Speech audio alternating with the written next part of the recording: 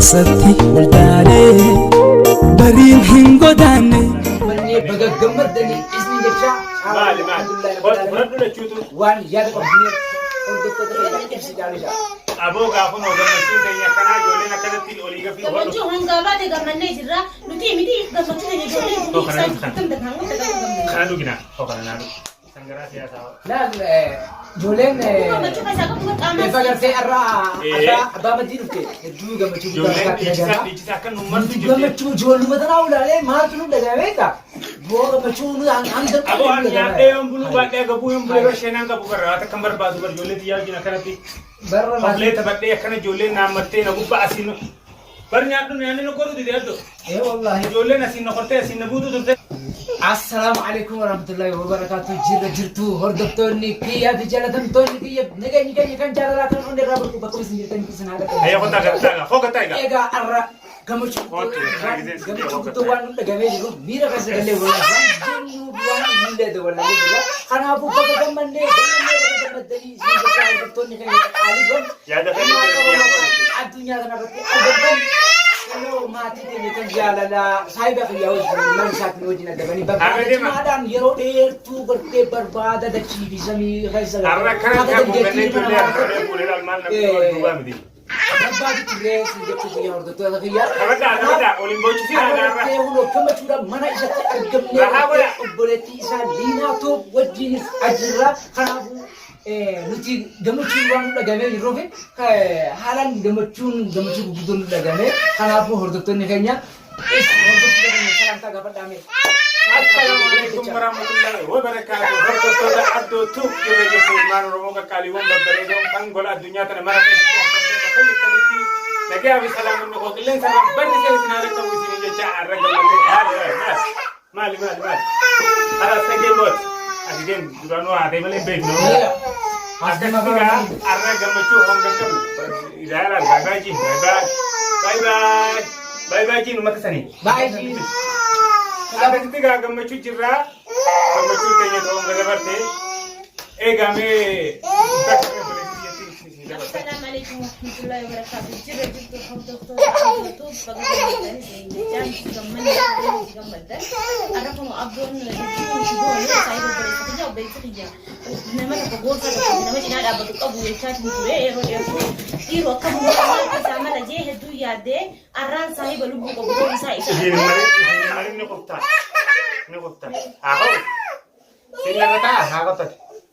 أدي Hayyega akkanatti kun ijoolleen gammachuu hongan qabna. Tadhaabii qabna egaa takka jennee gammachuu teenya eegallee jirra maatii tokko taanee walitti deebinee jirra ijoolleen biyyaas na harkan deebitee jirti. Egaa akkuma laaltanii agartan kanatti isinilleen gammannee bakka gammaddan isinin jecha arra guyyaan ka gammachuuti.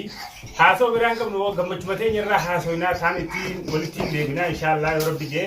Egaa nuti jaalalaa akkuma beekamutti nuti duraan saayiba kiyya kana akka hojjetu yeroo dheertuu hojjetu turee rakkoo fi danda'ee hojii dabarsine wallahi nu saayibni kun humna saayibaraan jaaladhu akka malee jaaladhu rakkoon akkanaa tunis isa muddatte jedhanis illee irraan dhiyeessinee hordoftoota kiyya kanaafu obboleettiin isaatillee hedduu ishii galatoonfachaa duraan shakkii meeqa keessa gallee ishuma kanaafu akkamitti ilmaan isaa fuudhanii odoo ishii mana kana jirtu ilmaan isaa akkamitti fuudhamee harka keessaa qabdii gallee shakkiilee garteen akkuma saayibaa tokkotti ifii fuusanii ishiitti badee ture kanaaf arra gartee ishiileen akka nama gammachaate deemtee gartee bakka ishii ilmaan sana haffantee ilmaan namaa gartee mana sanatti bultee mana ilmi namaa namatti burreetti bultee ilmaan sana goda akkasitti ilmaan sana sababa obboleettii isaa dheeyinee baafnee ishiin akkasitti taate Addunyaa isheen galatoomii waan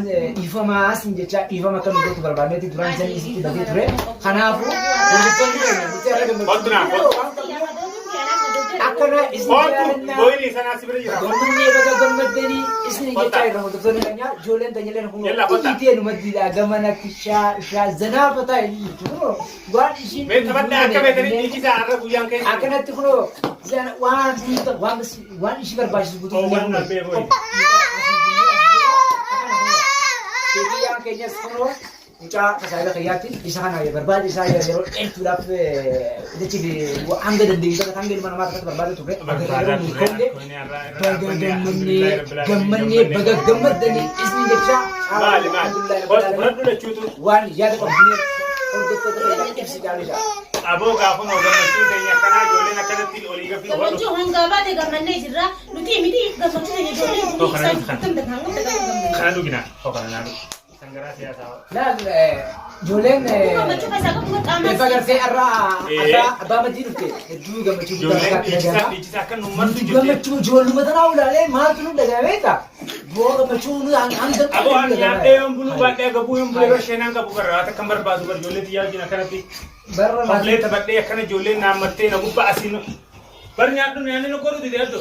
wallaahi Ijoolleen asiin na qortee asiin na buutu turte. amma rakkoo asirratti gaafa ilaale amma kun tokko maal ta'uu isaati jeetiin bara hedduu miira keessa Aruuna irraanfattan jeetiin eeguuf aboo yaaduu maal waliin sirraa raanfattee banna saayina mana kan kenna mana miirraan bootu rakkoo guyyaa manatti masamtee gartee mana dhufuttiin jirettee asii hojii jiraachuu agarraan bilbila sitti cufanneesit.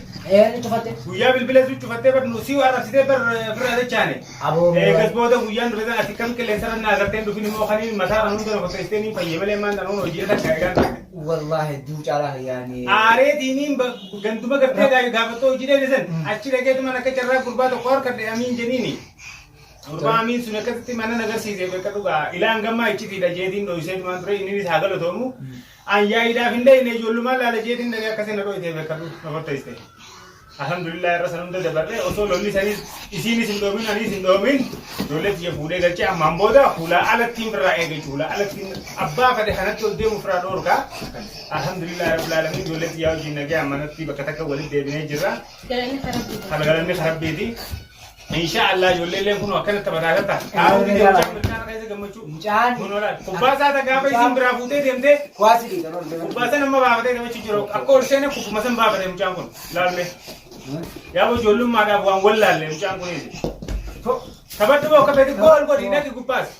Asirraa kaasee hanga samiitti isinii qaba mana. akkana Akkanaatiifi gaa hordoftoota keenya gammachuun teenya ta'uun gata bartee takka jennee eegallee jirra. Rabbiin waliin nuuf haa dhaabu. Nutis gammanne isinillee gammadaadha. Egaa Abdo mee nuti arraa wallaahi hordoftoota keenya wanni nuti har'a asoo inni biraan jiru haasoo gammannee bakka gammadaniiti gammachuudha har'a. miira hamaa keessa galleeti gammachuun nu dhagamee akkanatti hokkoo gallee gartee gammannee jiraachuu jirra arraan laalmanni osoo kan laatan fuula kan namu keessaa waan ifaare kan waan gammachuu qabnuuf gaa kanaaf liinaa kan jallee baggantoofachaa baga gammannee baga gammaddanii isin jecha hordoftoota keenya ulfaadhaadha. warra si dura ka abdanne meeqa jira osoo isaan dhaabbatiin hojii dhaabbachuu kan hedduu galatoomi siin jennan. Ani hedduu gama kijaajila hedduu galata guddaa na biraa qabda arraan tana. Bar namuma kana hoo guyyaa akkanaa kana beekta nama ilma namaa kana haalaa ta'ee ciniintee wayii ilaalta. Bari ciniintee ilaaltu. Haaluma bara haalaa bishingaa biyya ganda keessan jiru ta'a. Bishingaa kana haalaa dhigee ilaalan bar ciniinati haaraa fi karaa ofirraa adda laalani. Ilma namaa kana immoo ogguma rakkoon sirra geessee adda baafatta malee akka haalaa sanii ciniintee irraa ilaaluu hin dandeessu jechuudha. Dubbiftuu barreeffamaan qabu keessa isaa laaltee gartuu rakkoon gartee ilma namaa hammana jedhamee waan hin ibsamneef ilmi namaa hin beekamu jechuudha. Kanaaf hordoftoota keenya egaa taarraan tanaa tana fakkaatti gammachuun keenya kana fakkaatti takka jennee eegallee hin xumurre gammachuun keenya inshaallah ittiin itti fufaa gamanumaan nu hordofaa isin jenna gaa'eeti waan jettuun dhaammadhuutidha mee. Nutis gaa akkanatti jirra kun hordoftoota keenya hanga gartee sagantaa taanii walitti dachaanu. Inni gayaan turaadha. Assalaamu alaikum. Isin jaalatamtoonni keenya. Bakka jirtanitti nagayaan nagayaan keenya kan jaalalaa kan wanni irraa burbu kallattiin isin haa dhaqqabu isin jecha hayyee Assalaamu alaikum.